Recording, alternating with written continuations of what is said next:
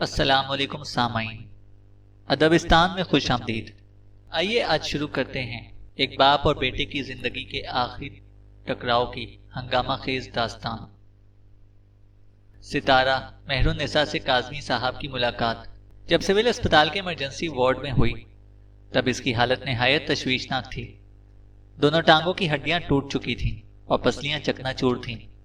اس کا چہرہ پٹیوں میں چھپا ہوا تھا، تاہم بات چیت بآسانی کر لیتی تھی۔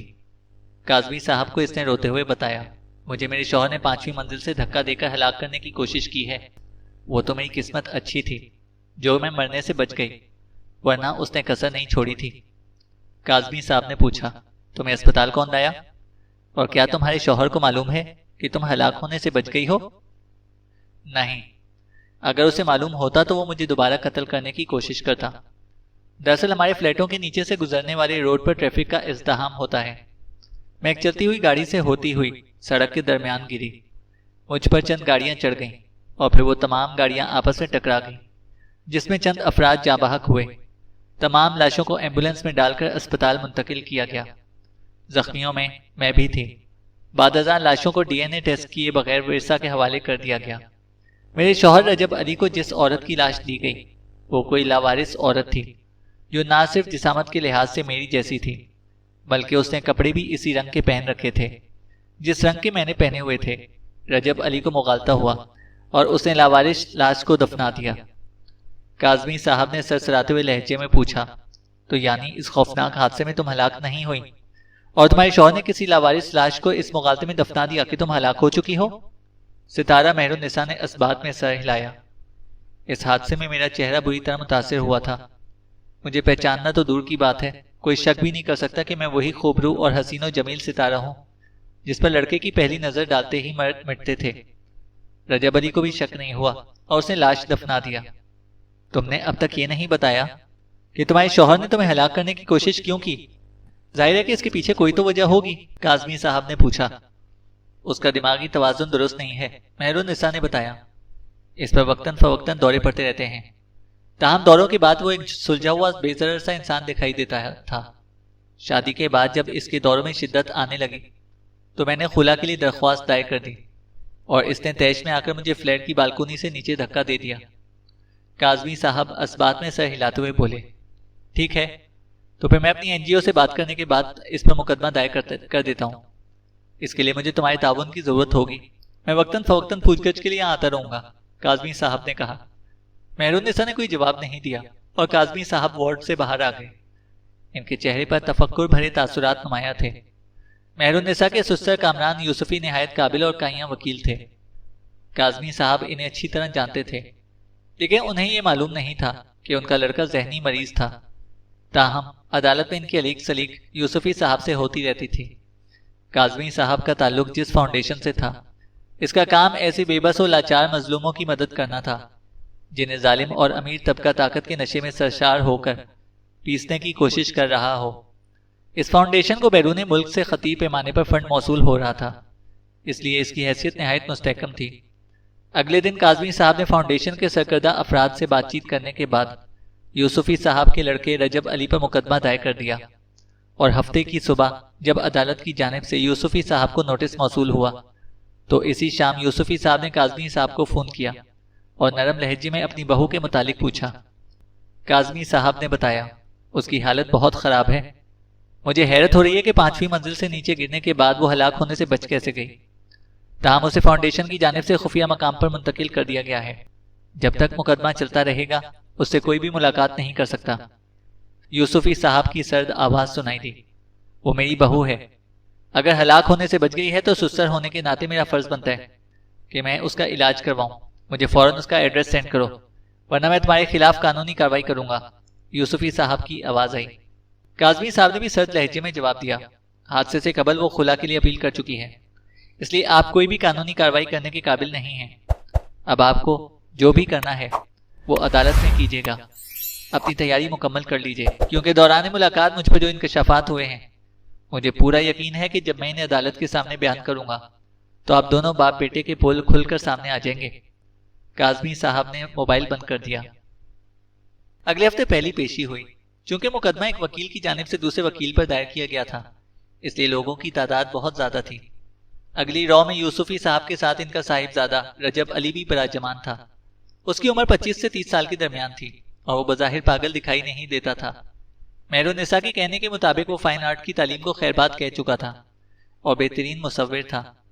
شادی کے بعد اس نے مہرالنساء کی چند تصاویر بنائی تھیں جن پر اصلی ہونے کا گمان ہوتا تھا، لیکن اسے اپنے اس ہنر کی قدر نہیں تھی، اس لیے وہ اس پر توجہ نہیں دیتا تھا۔ یوسفی صاحب نے بھی اس ہنر کو تقویت دینے کی کوشش نہیں کی، کیونکہ جب بھی اس سے کوئی تصویر مکمل نہیں ہوتی تھی تب وہ تیش میں آ کر توڑ پھوڑ شروع کر دیتا تھا، اور یوسفی صاحب کو توڑ پھوڑ پسند نہیں تھی۔ اس لیے کچھ عرصہ برداشت کرنے کے بعد انہوں نے اس کی صلاحیت کو دبانے کے لیے اس کی شادی مہرالنساء سے کر دی، لیکن اس کے باوجود بھی رجب علی کے رویے میں کوئی خاص تبدیلی پیدا نہ ہو سکی، بلکہ غصے کی شدت میں مزید اضافہ ہو گیا اور اس نے اپنی صلاحیت کو بھی زیادہ استعمال کرنا شروع کر دیا۔ بہرحال جج صاحب کے کرسی پر بیٹھنے کے بعد کاظمی صاحب نے کارروائی کا آغاز کرتے ہوئے بتایا، میں مقدمے کی شروعات سے پہلے آپ کو اپنی موکلہ کے متعلق بتا چکا ہوں۔ اس کی حالت اس قابل نہیں ہے کہ وہ بیان دینے کے لیے عدالت میں آ سکے۔ 5ویں منزل سے گرنے کی وجہ سے اس کی دونوں ٹانگیں ٹوٹ چکی ہیں اور سینے کی پسلیاں بھی متاثر ہوئی ہیں، اس لیے اس کا عدالت میں آنا ناممکن ہے۔ جج صاحب بولے، آپ اپنی موکلہ کی میڈیکل رپورٹ اور ڈاکٹروں کے بیان پر مشتمل کاغذی کارروائی کی تفصیل عدالت میں پیش کیجیے۔ عدالت کا نمائندہ بھی بالمشافہ آپ کی موکلہ سے ملاقات کرے گا تاکہ معلوم ہو سکے کہ وہ واقعی اس قابل نہیں کہ بیان دینے کے لیے عدالت میں آ سکے۔ کاظمی صاحب بولے، میری موکلہ کو جان کا خطرہ لاحق ہے، اس لیے اسے اسپتال سے اٹھا کر خفیہ مقام پر منتقل کر دیا گیا ہے، تاہم میں عدالت کے نمائندے کی ملاقات اس سے کروا دوں گا۔ جج صاحب نے اسبات میں سر ہلایا اور کاظمی صاحب نے کارروائی کا آغاز کرتے ہوئے رجب علی کی طرف اشارہ کرتے ہوئے کہا، میری موکلہ ستارہ مہرالنساء کو 1 ہفتہ قبل اس کے شوہر رجب علی نے 5ویں منزل سے دھکا دے کر ہلاک کرنے کی کوشش کی، جس کی وجہ سے میری موکلہ کو اپنی دونوں ٹانگوں سے محروم ہونا پڑا ہے۔ حادثہ اتنا ہولناک تھا کہ اس کی بدولت 8 کے قریب ہلاکتیں ہوئیں اور 12 افراد زخمی ہوئے۔ متعدد گاڑیاں بھی ٹکرا کر چکناچور ہو گئیں۔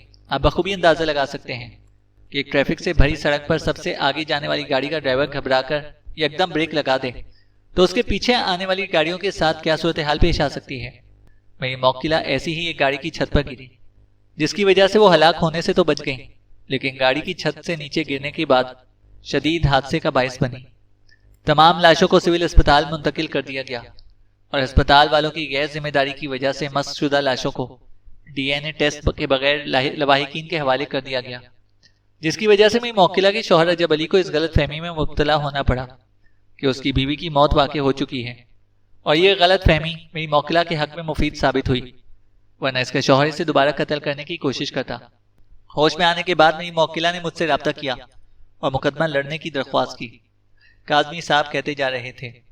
جج صاحب نے قلم اٹھا کر پوائنٹ نوٹ کیا، پھر اگلی رو میں بیٹھے یوسفی صاحب کی طرف دیکھتے ہوئے بولے، اگر ستارہ مہرالنساء کے مغالطے میں کسی اور کی لاش کو دفنا دیا گیا ہے تو فوری طور پر قبر کھولنے کے بعد لاش کا ڈی این اے ٹیسٹ کروایا جائے تاکہ معلوم ہو سکے کہ لاش کس کی ہے۔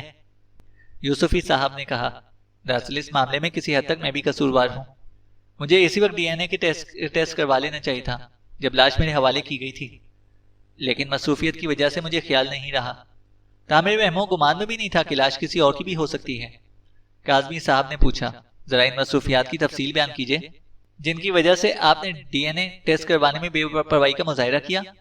بے پرواہی کی بات نہیں، دراصل ان دنوں اسپتال میں ہڑتال چل رہی تھی اور مجھے کسی ضروری کام سے شہر سے باہر بھی جانا تھا۔ ہڑتال 1 مہینہ چلتی رہی، یوسفی صاحب نے کہا۔ کاظمی صاحب جج سے مخاطب ہوتے ہوئے بولے، میں عدالت کی کارروائی کا باقاعدہ آغاز کرتے ہوئے مہرالنساء کے شوہر رجب علی کو کٹہرے میں بلانا چاہتا ہوں۔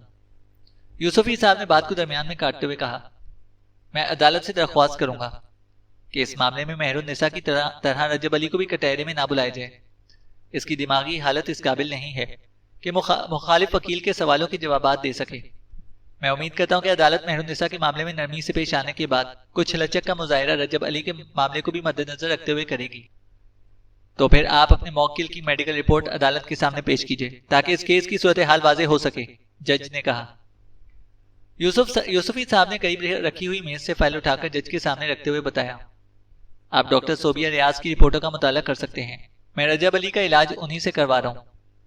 جج صاحب نے فائل کھول کر اس کا مطالعہ کیا، پھر یوسفی صاحب سے مخاطب ہوتے ہوئے بولے، آپ اس حادثے کی تفصیلات بیان کیجیے جس کی وجہ سے آپ کی بہو کی جان جاتے جاتے بچی۔ میرا لڑکا رجب علی دماغی طور پر صحت مند نہیں ہے، اسے بات بے بات غصہ آ جاتا ہے جس کی وجہ سے مشتعل ہو کر وہ کسی بھی شخص کو نقصان پہنچا سکتا ہے۔ حادثے والی رات اس نے تیش میں آ کر مہر النساء کو فلیٹ کی بالکونی سے نیچے دھکا دیا۔ میں اس وقت آفس میں تھا، اس لیے مجھے حادثے کے متعلق کچھ دیر سے معلوم ہوا۔ شام کو مجھے سول اسپتال سے کال موصول ہوئی اور مجھے لاش کی شناخت کے لیے بلایا گیا۔ لاش کیا تھی؟ ہڈیوں اور گوشت کا ملغوبہ تھا جسے میں نے کپڑوں کی دھجیوں سے پہچانا تھا، یوسفی صاحب نے بتایا۔ لیکن مجھے معلوم ہوا ہے کہ رجب علی اتنا بیمار نہیں تھا کہ کسی کو قتل کر سکتا۔ کہیں یہ سب ملی بھگت تو نہیں؟ کاظمی صاحب بولے۔ تو پھر آپ نے ڈاکٹر صوبیہ سے ملاقات نہیں کی، ورنہ وہ آپ کو بیماری کی تفصیل سے ضرور آگاہ کرتی، یوسفی صاحب نے سرد لہجے میں جواب دیا۔ وہ جج صاحب کی جانب مڑتے ہوئے پھر بولے، چند ماہ قبل میں نے ڈاکٹر صوبیہ کی ہدایت پر عمل کرتے ہوئے رجب علی کے کالج فیلوز کو فلیٹ میں مدعو کیا ہے۔ یہ ملاقات خاطر خواہ ثابت ہوتی اگر ان میں سے ایک رجب علی پر ہنسنا پڑتا۔ میں اس وقت فلیٹ کی بالکونی میں کھڑا انہیں دیکھ رہا تھا، مجھے خدشہ لاحق تھا کہ یہ سب کچھ ہوگا، اس لیے میں نے تمام تقریب کے دوران رجب علی کو اکیلا نہیں چھوڑا اور بعد میں بھی نہ چھوڑتا اگر مجھے رفع حاجت کے لیے مجبوراً اپنے کمرے میں جانا نہ پڑتا۔ میرے جانے کے بعد رجب علی کے دوستوں نے اس کا مذاق اڑایا اور اس نے آپے سے باہر ہو کر ان میں سے ایک کا سر پھاڑ دیا۔ بعد میں مجھے اس لڑکے کے ماں باپ سے ہاتھ جوڑ کر معافی بھی مانگنا پڑی تھی۔ اس واقعے کے بعد میں نے رجب علی پر فلیٹ سے باہر جانے پر پابندی عائد کر دی تھی، یوسفی صاحب نے بتایا۔ آپ نے کسی معصوم لڑکی کو اپنے مفاد کی بھینٹ چڑھانے کے لیے آنکھوں پر خود غرضی کی پٹی باندھ دی، کیا یہ ظلم نہیں تھا؟ کاظمی صاحب نے پوچھا۔ دراصل یہ مشورہ مجھے ڈاکٹر صوبیہ نے دیا تھا، ان کے کہنے کے مطابق شادی کے بعد اس کے دماغ پر خوشگوار اثرات مرتب ہوں گے۔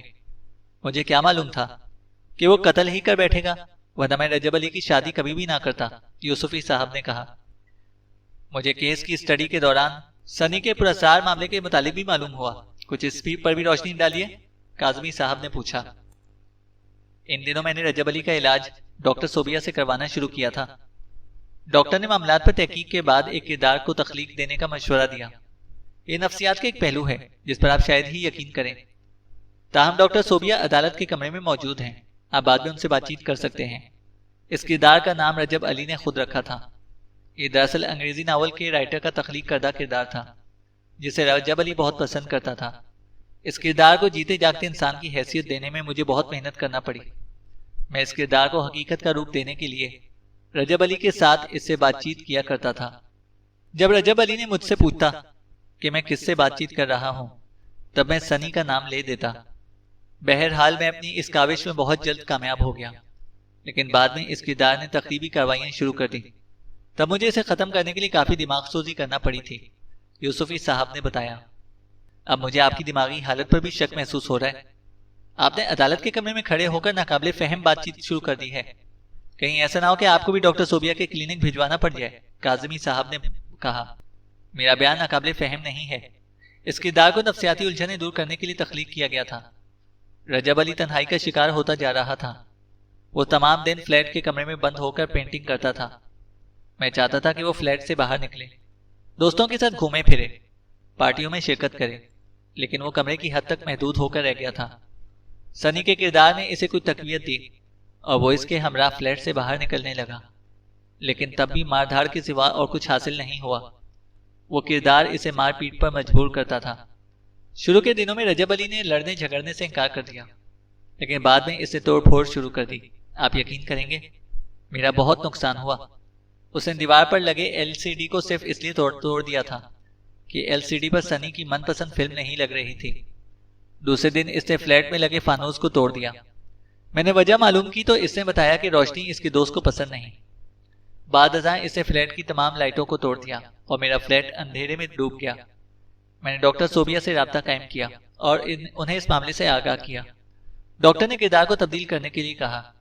آپ لوگ حیرت میں مبتلا ہو رہے ہوں گے، میں بھی اس وقت ہوا تھا، لیکن نفسیاتی الجھنوں کا تعلق پراسرار ریت بھرے واقعات سے جڑا ہوتا ہے۔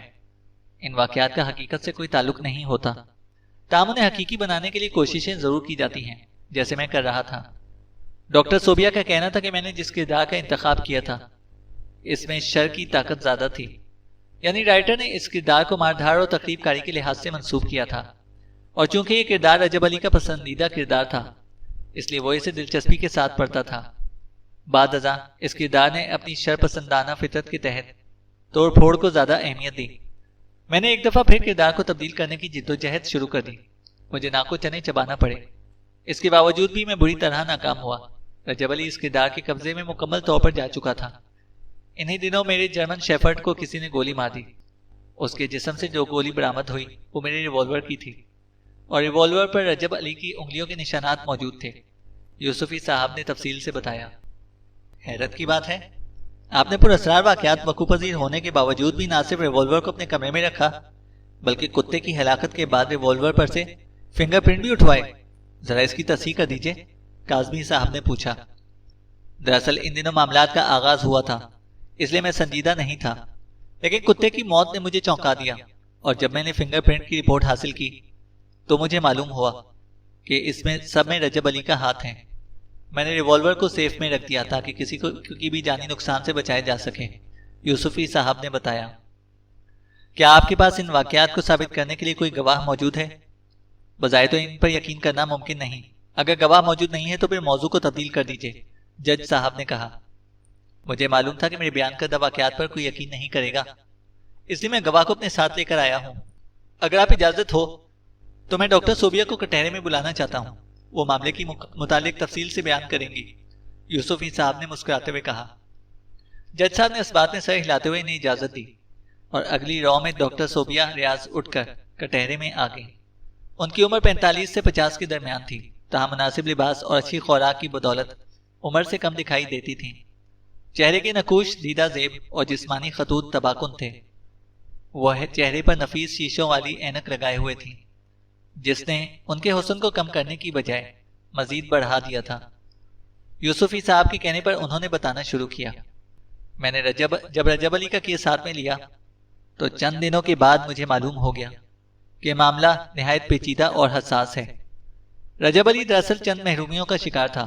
انہیں سر فہرست ماں کا نہ ہونا تھا، وہ اس کے بچپن میں ہی گزر گئی تھی، اس لیے وہ تنہائیوں کے عذاب میں گھرا ہوا تھا۔ یوسفی صاحب کام کے سلسلے میں باہر چلے جاتے تھے اور نوکروں کا رویہ اس کے ساتھ مناسب نہیں تھا، اس لیے میں نے ان تنہائیوں کے خاتمے کے لیے یوسفی صاحب کو کردار تخلیق کرنے کا مشورہ دیا۔ مجھے معلوم نہیں تھا کہ وہ کردار ماردھاڑ والا ہو سکتا ہے، ورنہ میں انہیں منع کر دیتی۔ آپ لوگ شاید یقین نہیں کریں گے کہ یہ کردار بعض اوقات اتنے جاندار ہو جاتے ہیں کہ عملی زندگی میں دخل اندازی شروع کر دیتے ہیں۔ رجب علی کے معاملے میں کچھ ایسا ہی ہوا۔ وہ کردار اس پر حاوی ہو گیا اور اسے احکامات جاری کرنے لگا۔ رجب علی ان احکامات کی تعمیل بغیر کسی پس و پیش کے کر دیا کرتا۔ لوگوں کو تنگ کرنا، توڑ پھوڑ کرنا، اور بالآخر ریوالور کے ذریعے کتے کی جان لے لینا۔ ان واقعات کے متعلق جب مجھے معلوم ہوا تو میں نے فوراً اس کردار کو ختم کرنے کی کوشش شروع کی، لیکن اس وقت تک وہ کافی حد تک خود مختار ہو چکا تھا۔ اس نے رجب علی کے دماغ پر پوری طرح قبضہ کر لیا تھا، اور اسی سبب ستارہ مہر النساء کو بھی جان سے ہاتھ دھونا پڑے۔ تو پھر میرے خیال میں رجب علی کی بجائے پھانسی پر اس کردار کو چڑھا دینا چاہیے۔ آپ کے بیان کردہ واقعات میں مجھے وہی قصوروار دکھائی دے رہا ہے، کاظمی صاحب نے طنزیہ لہجے میں پوچھا۔ ڈاکٹر صوبیہ سنجیدہ لہجے میں بولی، ایسے کرداروں کا حقیقت میں کوئی وجود نہیں ہوتا، یہ مریض کے مرض کو ختم کرنے کے لیے وقتی طور پر تخلیق کیے جاتے ہیں۔ میں پہلے بتا چکی ہوں، یوسفی صاحب سے یہ غلطی سرزد ہوئی کہ انہوں نے جس کردار کا انتخاب کیا وہ مار دھاڑ سے بھرپور تھا، اور چونکہ رجب علی کے دماغ پر اس کے لڑنے بھڑنے کے واقعات نقش تھے، اس لیے اس کے دماغ نے اس کردار کو اس کی فطرت سے منسوب کرتے ہوئے اسے لڑائی جھگڑے کے لیے منتخب کیا۔ جیسے کہ آپ کو معلوم ہے کہ سپرمین کے کردار میں لڑائی جھگڑے والے واقعات تو ضرور ہوتے ہیں، لیکن اس کردار کا تعلق شر سے نہیں بلکہ وہ اچھے کاموں کے لیے تخلیق کرتا ہے۔ اس لیے اگر یوسفی صاحب ایسے ہی کسی کردار کا انتخاب کرتے تو شاید نوبت یہاں تک نہ آتی، ڈاکٹر صوبیہ نے کہا۔ تو آپ کے کہنے کے مطابق مہر النساء کو فلیٹ کی بالکنی سے نیچے دھکیلنے والا رجب علی نہیں بلکہ وہ تخلیق کردہ کردار ہے جس کا حقیقت سے کوئی تعلق ہی نہیں؟ کاظمی صاحب دوبارہ طنزیہ لہجے میں بولے۔ نہیں، مہر النساء کو رجب علی نے ہی بالکنی سے نیچے دھکیلا، تاہم اس وقت اسے اپنے اوپر اختیار نہیں تھا، وہ کردار کے قبضے میں تھا، اور یوسفی صاحب کے کہنے کے مطابق اس واقعے سے چند لمحے پہلے لڑائی جھگڑے کے دوران مہر النساء نے اس کردار کو برا بھلا کہا تھا، بلکہ شاید گالی بھی دی تھی۔ اس تلخ کلامی کے رد عمل کے طور پر رجب علی نے تیش میں آ کر اسے بالکونی سے نیچے دھکیل دیا۔ اور یہ کوئی حیرت انگیز واقعہ نہیں ہے، ایسے اور بھی واقعات کئی دفعہ رونما ہو چکے ہیں جن پر آپ شاید ہی یقین کریں۔ میں آپ کو اس سے متعلق ایک واقعہ سناتی ہوں۔ چند دن پہلے میرے پاس ایک ایسے مریض کا کیس آیا جسے اس کا باپ خواب میں مختلف کام کرنے کے لیے کہتا تھا، جیسے کہ پانی کی ٹنکی صاف کرنے کے لیے یا پھر گاڑی کو سروس کرنے کے لیے لے جانے کے لیے۔ وہ تمام کام بحسن و خوبی کیا کرتا تھا اور ان تمام کاموں کی تفصیل اپنی ڈائری میں تحریر کر دیا کرتا تھا۔ یا یہ بھی بتا دوں کہ اس کے باپ کو مرے ہوئے سال بھر کا عرصہ ہو گیا تھا۔ پھر چند دنوں بعد اس نے گولی مار کر اپنے آپ کو ختم کر لیا اور مرنے سے قبل ڈائری کے صفحات میں تحریر کر دیا کہ اسے یہ سب کرنے کے لیے اس کے باپ نے خواب میں کہا تھا۔ اس کی موت کے بعد جب تحقیقات کی گئی تو یہ معلوم ہوا کہ اس کا باپ پولیس انسپکٹر تھا جسے رشوت لینے کے الزام میں معطل کر دیا گیا تھا، اس لیے بعد میں اس نے خودکشی کر لی تھی۔ اپنے باپ کا یہ کردار لڑکے کے دماغ پر نقش ہو گیا اور اپنے باپ کی نقش قدم پر چلتے ہوئے اس نے بھی خودکشی کر لی۔ ڈاکٹر صوبیہ نے انکار کرتے ہوئے طویل کہانی سنائی۔ بہترین کہانی ہے۔ میرے خیال میں کسی بھی قاتل کو پھانسی پر چڑھنے سے بچانے کے لیے ایسے نادیدہ کردار معاون ثابت ہو سکتے ہیں۔ مخالف وکیل بھی اپنے لڑکے کو ایسا ہی نفسیاتی مریض ثابت کر کے سزا سے بچانا چاہتے ہیں، لیکن انہیں معلوم نہیں کہ میری موکلہ نے کیس کے متعلق چند ایسے انکشافات کیے ہیں جن کو اگر میں عدالت کے سامنے پیش کر دوں تو کیس کی نوعیت تبدیل ہو جائے گی۔ تاہم ان سے پردہ میں اگلی پیشی کے دوران اٹھاؤں گا، کاظمی صاحب بولے۔ تو پھر میں پیشی ختم ہونے سے پہلے عدالت سے درخواست کرتا ہوں کہ مجھے مہر النساء سے ملنے کی اجازت دی جائے، میں اسے دیکھنا چاہتا ہوں تاکہ میرا اطمینان ہو سکے کہ وہ واقعی زندہ ہے، یوسفی صاحب نے کہا۔ جج صاحب نے اسبات میں سر ہلاتے ہوئے اسے اجازت دے دی اور اگلے دن پیشی کا وقت دے کر مقدمے کو ختم کر دیا۔ ڈاکٹر صوبیہ کٹہرے سے نکل کر تماش بینوں کی جانب چلی گئیں۔ یوسفی صاحب ان کے ہمراہ تھے۔ انہیں اکٹھا جاتا دیکھ کر کاظمی صاحب کے چہرے پر سوچ کی چند لکیریں نمودار ہوئیں اور پھر وہ بھی عدالت کے کمرے سے باہر نکل آئے۔ اگلی پیشی کے دوران جج نے یوسفی صاحب سے ملاقات کے متعلق پوچھا تو انہوں نے بتایا، مجھے ابھی حیرت محسوس ہو رہی ہے کہ وہ اتنی اونچائی سے گرنے کے بعد ہلاک ہونے سے بچ کیسے گئی، لیکن میں اس سے ملاقات کر کے آ رہا ہوں۔ اس کی حالت ناگفتہ بے ہے لیکن سانس لے رہی ہے، یوسفی صاحب نے کہا۔ کاظمی صاحب نے پوچھا، مجھے مہر النساء نے بتایا کہ رجب علی کی اس سے پہلے بھی شادی ہو چکی ہے اور اس کی بیوی کا نام سائرہ بانو ہے جسے وہ پیار سے سنی کہہ کر پکارتا تھا۔ 10 سال قبل ہونے والے ایئر لائن کے حادثے میں وہ ہلاک ہو گئی اور اس کی تمام جائیداد رجب علی کے نام منتقل کر دی گئی۔ یوسفی صاحب کے چہرے پر حیرت کے شدید تاثرات پیدا ہوئے جس پر انہوں نے جلد ہی قابو پا لیا اور مسکراتے ہوئے بولے، مجھے حیرانی محسوس ہو رہی ہے کہ مہر النساء کو اس کے متعلق کیسے معلوم ہوا، لیکن یہ حقیقت ہے کہ سائرہ بانو رجب علی کی پہلی بیوی تھی۔ وہ میرے بڑے بھائی کی اکلوتی لڑکی تھی۔ مرنے سے قبل میرے بھائی نے سائرہ بانو کا ہاتھ رجب علی کے ہاتھ میں دے دیا تھا اور مجھے مجبوراً ان دونوں کی شادی کرنا پڑی تھی، ورنہ مجھے اپنے بھائی کی جائیداد سے کوئی سروکار نہیں تھا، یوسفی صاحب نے کہا۔ کیا آپ وہ وجہ بیان کریں گے جس کی وجہ سے آپ کو اپنی بھتیجی کے رشتے پر اعتراض تھا؟ کاظمی صاحب نے پوچھا۔ یوسفی صاحب نے اس بات میں سر ہلاتے ہوئے بتایا، کیونکہ وہ بھی دماغی طور پر صحت مند نہیں تھی۔ عدالت کے کمرے میں چند لمحوں کے لیے گمبھیر خاموشی طاری ہو گئی۔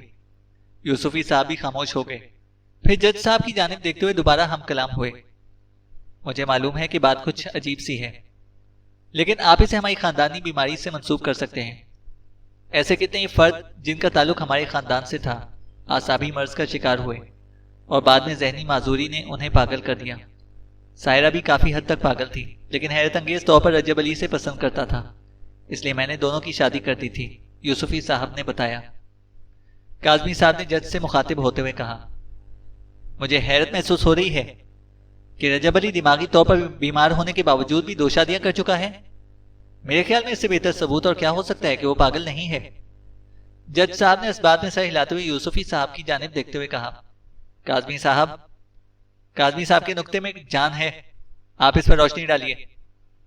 دراصل رجب علی پیدائشی مریض نہیں ہے، اس کے دماغ پر اثر سائرہ کے مرنے کے بعد ہوا۔ میں آپ کو پہلے بتا چکا ہوں کہ رجب علی سائرہ سے بہت محبت کرتا تھا۔ اس کی ناگہانی موت نے اسے تقریباً پاگل کر کے رکھ دیا اور کتنا عرصہ وہ اپنے کمرے تک محدود ہو کر رہ گیا۔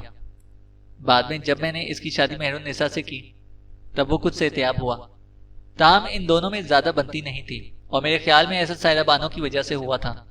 مجھے یقین ہے کہ مہر النساء کو اس کے متعلق معلوم ہو گیا ہوگا، یا پھر یہ بھی ہو سکتا ہے کہ رجب علی نے اسے اس کے متعلق بتا دیا ہو، جس کی وجہ سے ان دونوں کی زندگی تلخ ہو کر رہ گئی اور مجھے مجبوراً سنی کے کردار کو درمیان میں لانا پڑا۔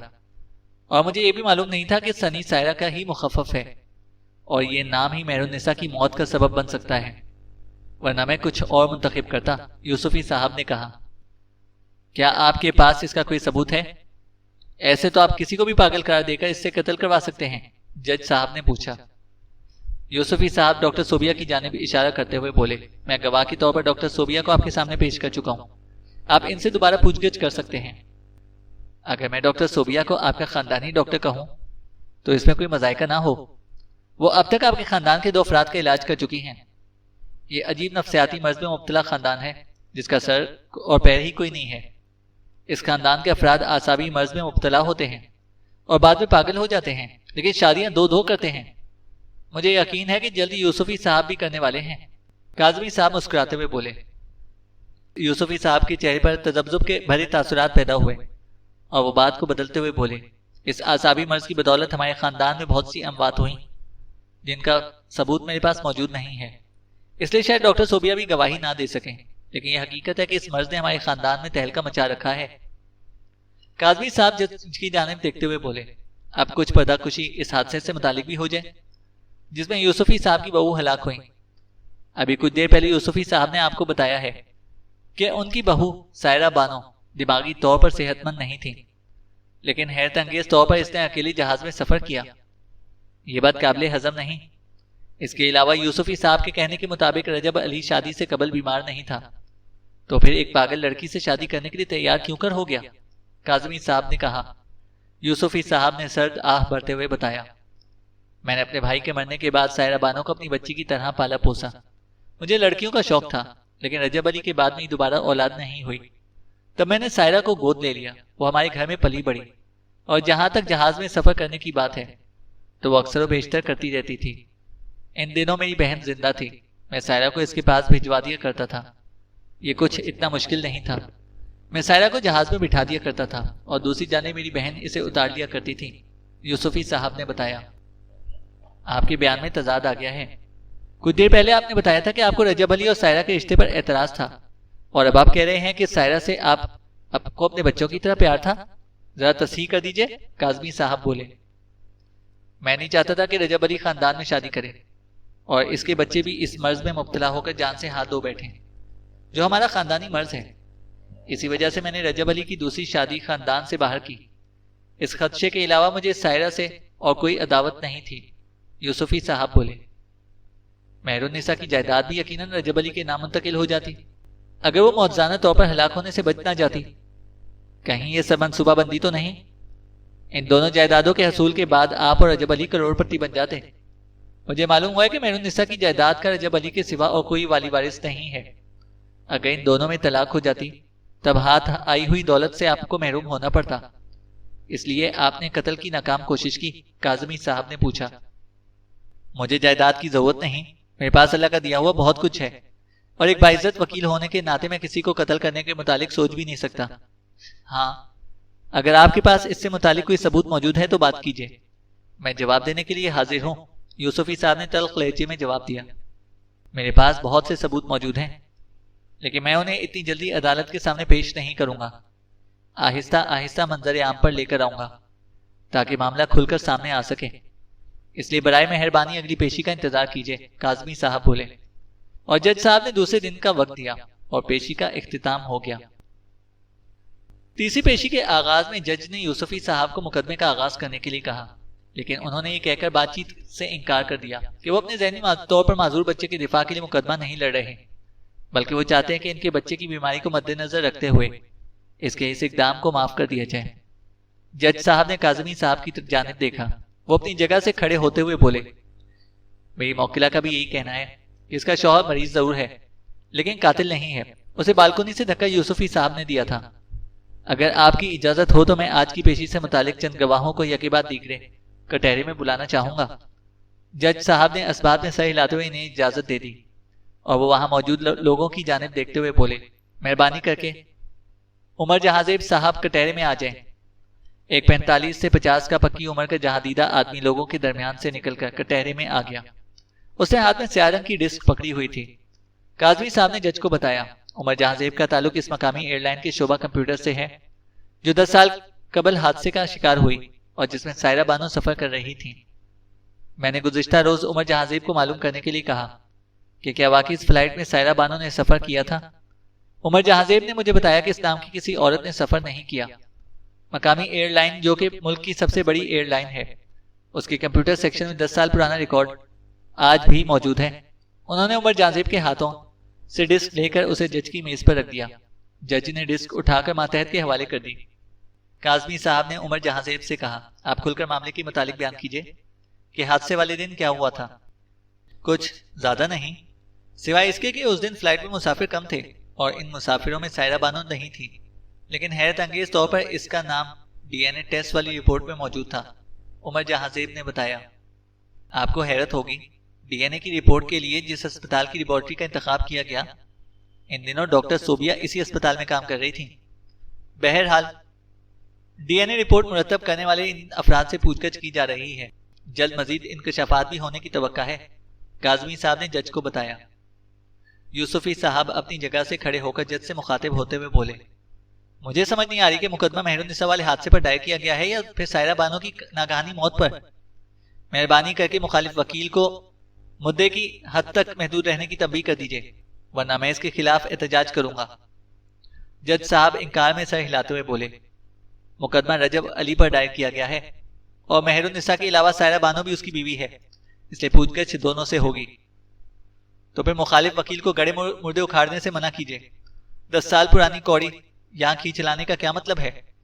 میں مانتا ہوں کہ میرے لڑکے نے ذہنی توازن برقرار نہ ہونے کی وجہ سے مہر النساء کو فلیٹ سے نیچے دھکیلنے کی حماقت کی ہے، لیکن وہ اس وقت ہوش و حواس میں نہیں تھا، اس سے غلطی سرزد ہو گئی، اور چونکہ مہر النساء مرنے سے بچ گئی ہے اس لیے رجب علی کی غلطی کو بھی درگزر کیا جائے۔ یوسفی صاحب نے کہا، لیکن میں پہلے بتا چکا ہوں کہ اب تک کی تحقیقات کے بعد قاتل کی حیثیت تبدیل ہو چکی ہے، اب ان دونوں عورتوں کے قاتل آپ ہیں۔ مجھے یقین ہے کہ اگر گلشن ٹاؤن والی کوٹھی کے لون کی کھدائی کی جائے تو سائرہ بانو کے جسم کی ہڈیاں وہاں سے دستیاب ہو جائیں گی۔ آپ نے اسے قتل کر کے مقامی ایئر لائن کے افراد کو تگڑی رقم دینے کے بعد ڈی این اے رپورٹ میں سائرہ کا نام ڈال دیا، تاہم اس نے فلائٹ میں سفر نہیں کیا تھا، اس لیے ٹکٹ کی فہرست میں آپ اس کا نام نہیں ڈال سکے۔ شاید آپ نے کوشش کی ہو، لیکن مجھے اس کے متعلق معلوم نہیں ہو سکا۔ اس کے علاوہ آپ کو امید نہیں تھی کہ مہر النساء 5ویں منزل کے فلیٹ سے نیچے گرنے کے بعد مرنے سے بچ جائے گی اور ہوش میں آنے کے بعد آپ پر مقدمہ دائر کر دے گی، ورنہ آپ اس کے خلاف اور بہت کچھ کرتے۔ لیکن وہ کہتے ہیں نا کہ مارنے والے سے بچانے والا طاقتور ہوتا ہے، اس لیے آپ کی کوشش کے باوجود بھی مہر النساء مرنے سے بچ گئی۔ کاظمی صاحب نے مسکراتے ہوئے تفصیل بتائی۔ یوسفی صاحب کے صبر کا پیمانہ لبریز ہو گیا اور وہ چلاتے ہوئے بولے، آپ بے پر کی ہانک کر عدالت کا وقت ضائع کر رہے ہیں، کیونکہ آپ کے پاس ان باتوں کا کوئی ثبوت موجود نہیں۔ مہربانی کر کے مقدمے کو مدعے کے مطابق آگے بڑھانے کی کوشش کیجیے، جس کے لیے بحث جاری ہے۔ تو ٹھیک ہے، پھر میں مدعے پر بات کرتا ہوں۔ عدالت کو شاید یقین نہ آئے کہ کچھ عرصہ قبل یوسفی صاحب ڈاکٹر صوبیہ سے نکاح کر چکے ہیں۔ میرے پاس اس نکاح نامے کی کاپی موجود ہے، کاظمی صاحب نے کہا، اور کاظمی صاحب نے اپنی میز سے فائل اٹھائی اور اس میں سے نکاح نامے کی کاپی نکال کر جج صاحب کے سامنے رکھ دی۔ جج صاحب نے نکاح نامے کا معائنہ کیا اور اپنے قریب کھڑے اہلکار کو تحقیق کرنے کے لیے عدالت سے باہر بھجوا دیا۔ نکاح نامہ حاصل کرنے میں مجھے دشواری پیش نہیں آئی، مجھے عدالت سے دستیاب ہو گیا تھا۔ اگر عدالت کا اصرار ہوا تو میں گواہوں کو بھی عدالت میں پیش کر دوں گا جن کی موجودگی میں نکاح پڑھوایا گیا ہے، تاہم میرے خیال میں اس کی ضرورت نہیں، نکاح نامہ ہی کافی ہے۔ کاظمی صاحب دوبارہ بولے تھے، مجھے مخالف وکیل کی دماغی حالت پر شک محسوس ہو رہا ہے، اس تمام معاملے کا میری دوسری شادی سے کیا تعلق ہے؟ میں ایک دفعہ پھر یہی کہوں گا کہ عدالت کا وقت ضائع نہ کرتے ہوئے مہر النساء کے معاملے کو اپنے تک ہی محدود رکھیے۔ یوسفی صاحب غصیلے لہجے میں بولے۔ اس دفعہ کاظمی صاحب نے بھی غصیلے لہجے میں جواب دیا، آپ کی اس شادی کا تعلق براہ راست قتل کے دونوں کیسوں سے ہے۔ سائرہ نے تباہ ہونے والے جہاز میں سفر نہیں کیا تھا، لیکن ڈی این اے کی رپورٹ کی تیاری کے دوران اس کا نام فہرست میں ڈال دیا گیا۔ یہ سب ڈاکٹر صوبیہ کی مدد کے بغیر ممکن نہیں تھا۔ رجب علی کی دماغی کیفیت اس قابل نہیں کہ وہ کسی کا قتل کر سکے، اس وقت بھی اسے دماغی طور پر معذور ظاہر کرنے کے لیے ڈاکٹر صوبیہ کے پیشے کو استعمال کیا گیا تاکہ رجب علی کو پاگل سمجھ کر پھانسی چڑھنے سے بچایا جا سکے۔ اگر دیکھا جائے تو اس معاملے میں ڈاکٹر صوبیہ کی حیثیت یوسفی صاحب سے کسی طور بھی کم نہیں۔ میرے خیال میں انہیں بھی شامل تفتیش کر لینا چاہیے۔ میں اگر وقتی طور پر مہرالنساء والے معاملے کو پس پش رکھ کر سائرہ کے قتل کی بات کروں تو میری تحقیقات کے مطابق یوسفی صاحب ان دنوں گلشن ٹاؤن کی کوٹھی نمبر 45 میں مقیم تھے، لیکن بہو کی موت کے بعد انہوں نے یکدم کوٹھی چھوڑ کر فلیٹ خرید لیا۔ وہ کوٹھی آج بھی خالی پڑی ہے۔ اگر یوسفی صاحب اس کی منتقلی کی وجہ بیان کریں تو معاملے کو آگے بڑھانے میں آسانی ہوگی۔ میں پہلے بتا چکا ہوں، سائرہ کی ناگہانی موت نے رجب علی کے دماغ کو متاثر کیا تھا۔ تب ڈاکٹر صوبیہ نے مجھے جگہ تبدیل کرنے کا مشورہ دیا اور میں کوٹھی کو چھوڑ کر فلیٹ میں آ گیا۔ یوسفی صاحب نے کہا، آپ نے کوٹھی کو فروخت کیوں نہیں کیا؟ وہ اتنا عرصہ بند رہنے کی وجہ سے بھوت بنگلہ بن کر رہ گئی ہے۔ کاظمی صاحب بولے، وہ میری آبائی کوٹھی ہے، میں اسے فروخت نہیں کرنا چاہتا۔ ہو سکتا ہے کہ کچھ عرصے کے بعد وہاں منتقل ہو جاؤں، کیونکہ مہرالنساء کی موت کے بعد اب رجب علی فلیٹ میں نہیں رہنا چاہتا، اسے جگہ کی تبدیلی کی ضرورت ہے، یوسفی صاحب نے بتایا۔ بہرحال سائرہ کی لاش کوٹھی کے تہخانے میں موجود ہے، عدالت کھدائی کر کے اسے حاصل کر سکتی ہے۔ لیبارٹری ٹیسٹ سے معلوم ہو جائے گا کہ اس کی ہڈیاں جلی نہیں ہیں، اور ڈی این اے ٹیسٹ کی رپورٹ آپ کو بتا دے گی کہ لاش کس کی ہے۔ میں اس سے زیادہ اور کچھ کہنا نہیں چاہتا، کاظمی صاحب نے کہا۔ جج صاحب نے کھدائی کرنے کی تحریری اجازت دے دی اور مقدمے کو اگلے دن کے لیے ملتوی کر دیا۔ آخری پیشی کا آغاز دوپہر کے 3 بجے ہوا۔ جج اپنی کرسی پر بیٹھتے ہوئے پیشی شروع کرنے کے لیے بولے، گزشتہ روز گلشن ٹاؤن کی کوٹھی نمبر 45 کے تہخانے کی کھدائی کے بعد لاش کا پنجر دریافت کیا گیا اور ڈی این اے ٹیسٹ کی رپورٹ نے ثابت کر دیا کہ لاش واقعی سائرہ کی ہے۔ اس انکشاف کے بعد فوراً بعد یوسفی صاحب کو حراست میں لے لیا گیا ہے، تاہم وہ پیشی کے دوران عدالت کے کمرے میں موجود تھے۔ پیشی کا آغاز ہوتے ہی کاظمی صاحب کٹہرے کی طرف آ گئے، پھر تعصب بھرے لہجے میں ہم کلام ہوتے ہوئے بولے، یوسفی صاحب 2 عورتوں کے قاتل ہیں، ان میں سے ایک ان کی بھتیجی تھی۔ کروڑوں کی جائیداد ہتھیانے کے لیے انہوں نے اپنے معذور لڑکے کو استعمال کرنے میں آر بھی محسوس نہیں کی۔ ان کا ایک مزید جھوٹ ڈاکٹر آمنہ سے پوچھ گچھ کے دوران سامنے آیا۔ اگر آپ کی اجازت ہو تو انہیں کٹہرے میں بلانا چاہوں گا۔ جج نے اسبات میں سر ہلایا اور کاظمی صاحب نے لوگوں کے درمیان بیٹھی ہوئی ڈاکٹر آمنہ کو کٹہرے میں آنے کے لیے کہا۔ وہ تماش بینوں کے درمیان راستہ بناتی ہوئی کٹہرے میں آ کر کھڑی ہو گئی۔ ان کی عمر 55 سے 60 سال کے درمیان تھی اور وہ ریٹائرمنٹ کے بعد ذاتی کلینک چلا رہی تھی۔ کاظمی صاحب نے جج کو بتایا، ڈاکٹر صوبیہ سے پہلے ڈاکٹر آمنہ یوسفی صاحب کی فیملی ڈاکٹر تھیں، چند دن قبل ملک واپس آئی ہیں اور کچھ دن پہلے انہوں نے کلینک کھولا ہے۔ یوسفی صاحب کو ان کے ملک واپس آنے کی خبر نہیں تھی، ورنہ وہ ان سے رابطہ ضرور کرتے۔ تاہم سائرہ کی لاش ملنے کے بعد اب کچھ بھی چھپانے سے ان کی سزا پر اثر نہیں پڑنے والا۔ رجب علی کا علاج سب سے پہلے ڈاکٹر آمنہ نے کیا۔ اس وقت اس کی عمر 10 سال تھی، جبکہ گزشتہ پیشی کے دوران یوسفی صاحب نے بتایا تھا کہ رجب علی سائرہ کی موت کے بعد ذہنی مریض بنا تھا۔ آپ ڈاکٹر آمنہ کے بیان کو سن کر اندازہ لگا سکتے ہیں کہ یوسفی صاحب نے کس طرح اپنے معذور لڑکے کو استعمال کیا۔ وہ چند لمحوں کے لیے خاموش ہوئے، پھر ڈاکٹر آمنہ کی طرف مڑتے ہوئے بولے، آپ کھل کر عدالت کو بتا دیجئے کہ آپ نے رجب علی کا علاج کب شروع کیا اور اس کی حالت ان دنوں کیسی تھی؟ ڈاکٹر آمنہ گویا ہوئی، اسے جب میرے پاس اسپتال لایا گیا تھا تب اس کی عمر 10 سے 12 سال کے درمیان تھی۔ وہ تنہائی کے مرض میں مبتلا تھا۔ اس کی ماں کے مرنے کے بعد باپ نے اسے تنہائیوں کے اندھیروں میں دھکیل دیا تھا۔ وہ جب باہر جاتے تھے تو اسے گھر میں بند کر جایا کرتے تھے۔ ان تنہائیوں نے حساس لڑکے کو پاگل کر دیا۔ 10 سال قبل جب یوسفی صاحب اس کی شادی سائرہ سے کرنے لگے تو میں نے انہیں منع کیا تھا، لیکن وہ معصوم لڑکی کی زندگی سے کھیلنے پر تلے ہوئے تھے، اس لیے انہوں نے میرے منع کرنے کے باوجود بھی سائرہ کی شادی رجب علی سے کر دی۔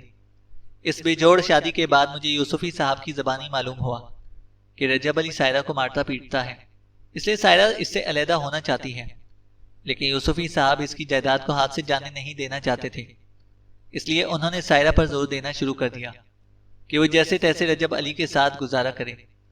طلاق کی صورت میں نہ صرف اس کی بدنامی ہوگی بلکہ علیحدگی کے بعد اکیلے رہنے کے عذاب کو بھی جھیلنا ہوگا۔ لیکن سائرہ نہیں مانی اور ناراض ہو کر دوسرے شہر اپنی پھوپھی کے پاس چلی گئی۔ اس کے بعد وہ کب واپس آئی اور کب اسے ہلاک کیا گیا مجھے کچھ معلوم نہیں۔ میں اپنے بیٹے کے پاس بیرونی ملک چلی گئی تھی۔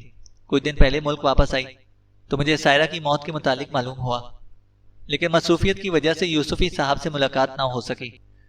سائرہ کی دماغی حالت کیسی تھی؟ یوسفی صاحب کی فیملی ڈاکٹر ہونے کی وجہ سے آپ کو سب معلوم ہوگا، کاظمی صاحب نے پوچھا۔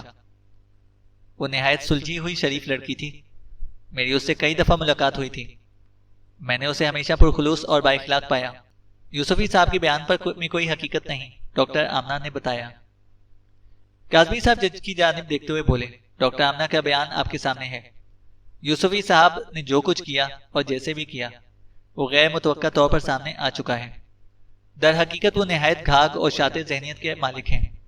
اگر مہرالنساء موجزانہ طور پر ہلاک ہونے سے بچ نہ جاتی تب شاید انہیں جائیداد پر قبضہ کرنے سے کوئی روک نہ سکتا، لیکن ان کے منصوبے پر پانی اس وقت پھر گیا جب مہرالنساء نہ صرف ہلاک ہونے سے بچ گئیں بلکہ اس نے مقدمہ بھی دائر کر دیا۔ تب یوسفی صاحب سے غلطیاں سرزد ہونے لگیں۔ ان غلطیوں کی بدولت ساحرہ کا قتل منظر عام پر آ گیا۔ تب انہیں مزید جھوٹ بولنا پڑے جو رجب علی اور ساحرہ کی دماغی حالت سے متعلق تھے۔ پھر ڈاکٹر صوبیہ کا کردار سامنے آیا جس کی وجہ سے مقامی ایئر لائن میں رشوت دینے کا معاملہ منظر عام پر آ گیا۔ سب کچھ آپ کے سامنے ہے، اس لیے میں آپ کے فیصلے کا منتظر ہوں، کاظمی صاحب نے کہا۔